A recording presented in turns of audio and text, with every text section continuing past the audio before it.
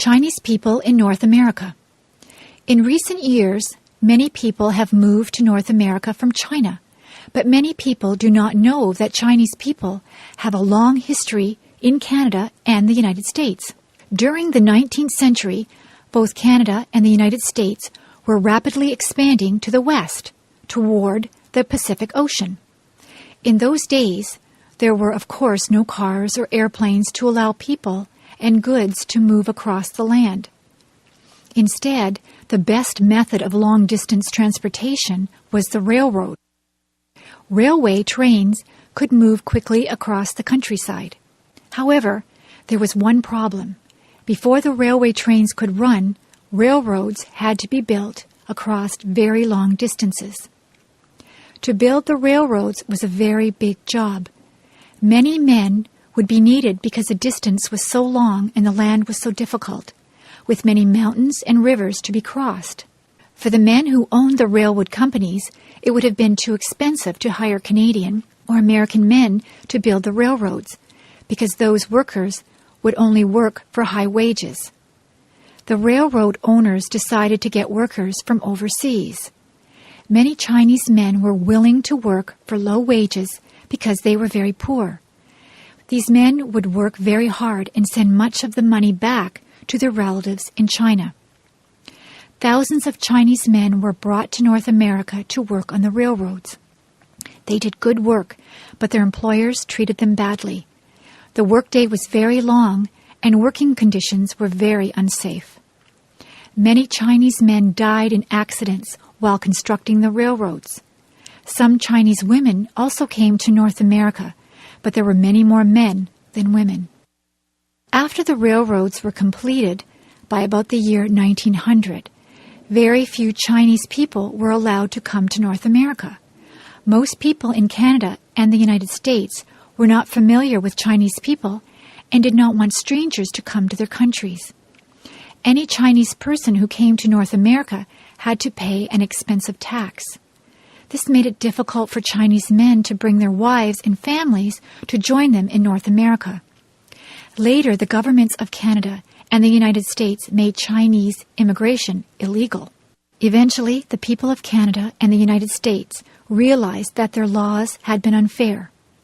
They changed the rules so that Chinese people could immigrate in the same way the people from other countries could do so. In recent decades, many Chinese people have moved to North America and have formed a very lively and successful community. Many cities, such as Toronto, Vancouver, San Francisco, and New York, have been enriched by Chinese culture. Chinese people are now very prominent in North America, just as they were many years ago. The history of the English language. Most people know that the English language is spoken by millions of people around the world. However, few people are aware of the history of the English language. Today, English is one language, but in some ways, it's a mixture of many different languages. The English language is most closely related to a group of languages called the Germanic languages. This group also includes languages such as German and Dutch. About 1,500 years ago, these languages were not yet distinct from each other. Some of the people of Germany and the Netherlands then moved to England. Those people were called the Anglo-Saxons, and their language then evolved into English. Most of the basic words of the English language are derived from these very old Anglo-Saxon languages. For example, words for the parts of the body, for numbers, and for animals are mostly Anglo-Saxon words. Some new words were brought to England over 1,000 years ago by people who came from the Scandinavian countries of Northern Europe. Many words that begin with the letters SK, such as skin and skill, are Scandinavian words. A major change happened in the English language after the year 1066. In that year, England was conquered by a king from the northern part of France. He and his followers spoke French, so French became an important language in England. During the next few hundred years, the English language absorbed a very large number of French words. In fact, today's English dictionaries contain more words of French origin than of Anglo-Saxon origin. Part of the reason why the English language has so many words is that it often has 2 words for each idea, 1 word of Anglo-Saxon origin and 1 word of French origin. Many more words entered the English language a few hundred years ago when science and technology became more widespread. Most scientific and technical words are derived from words of the ancient languages of Latin and Greek. Because there are so many of these scientific and technical words in the English language today, the influence of Latin and Greek has been quite large. Other languages have also contributed many words to the English language. Some words have come from the Celtic languages, spoken in Ireland, Scotland, and Wales. Many words have been added to the English language by immigrants who came to North America from various countries of Europe. Also, many more words have been adopted from the native languages of North America, Australia, and the Pacific, and from the languages of the peoples of Africa and Asia. All of these words have made English a very interesting language. African slavery in the Americas. One of the most tragic parts of the history of North and South America is the period of African slavery. For hundreds of years, many people were taken from Africa by force to work in the fields of many different countries in North and South America. When Europeans first came to the Americas, some of them realized that they might make money by growing crops and selling them in Europe. However, in order to make money, they would need a cheap source of labor. Few Europeans would come to the Americas to work for low wages, so instead, the landowners looked for slaves. In the areas of great farms or plantations, there were few Indians, so they used another source of slaves: Africa. The plantation owners usually obtained slaves by buying them from local kings in Western Africa. This led to many wars between rival kings within Africa who tried to capture each other's people in order to sell them as slaves. A few kings tried to avoid the slave trade, but this was very difficult. During a period of several hundred years, from the 1500s to the 1800s, about 12 million people were taken from Western Africa to the Americas. Many more people died as slaves before leaving Africa, and many more died on the ships that took them to the Americas. This was because the conditions on the ships were extremely unhealthy. The ships were far too crowded, and there was little food and water.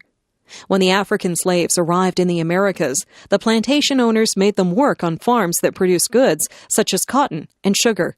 In many places, they worked very hard, and many of the slaves died from overwork. They were then replaced by other slaves who arrived from Africa. However, many slaves survived despite the brutal conditions. In some places, the African slaves were able to revolt against the plantation owners. However, this was difficult because the slaves who had recently arrived spoke many different languages. Some slaves escaped into wilderness areas and were able to remain free from the plantation owners. As time went by, many people in Europe and in the Americas realized that slavery was wrong. By the 1830s, slavery had been ended or abolished in islands owned by the British and in parts of the United States. In the southern United States, slavery was ended in the 1860s during the Civil War. In some countries, such as Brazil and Cuba, slavery only ended in the 1880s.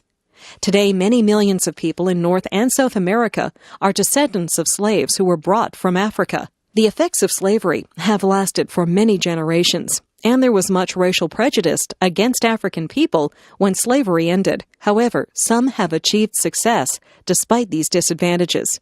Today, the people of African background in North and South America are a very important part of the population in many countries. Worries about physical appearance. Most people would like to have an attractive physical appearance, but some people become very worried about the way they look. This can sometimes lead them to do things that are unhealthy. For example, many women believe that they must be very thin in order to be attractive. They see pictures of fashion models who are very thin and then believe that an attractive woman must look the same way. However, many men prefer the appearance of women who are not so thin. In order to become thin, some women try to reduce the amount of food that they eat. When this is taken to an extreme, a woman might eat far too little food to remain healthy. Her weight may become dangerously low as she tries to become thinner and thinner. This condition is called anorexia, and it affects many thousands of women in Western countries. Anorexia is one of several conditions known as eating disorders.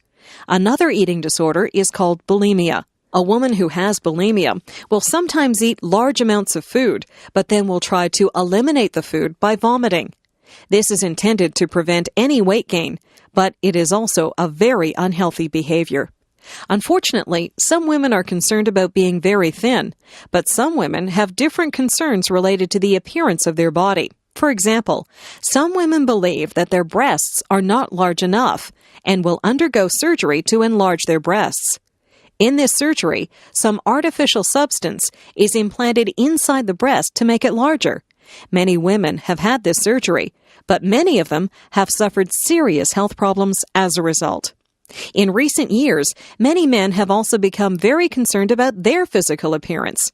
For example, some men believe that they must become very muscular in order to have an attractive appearance.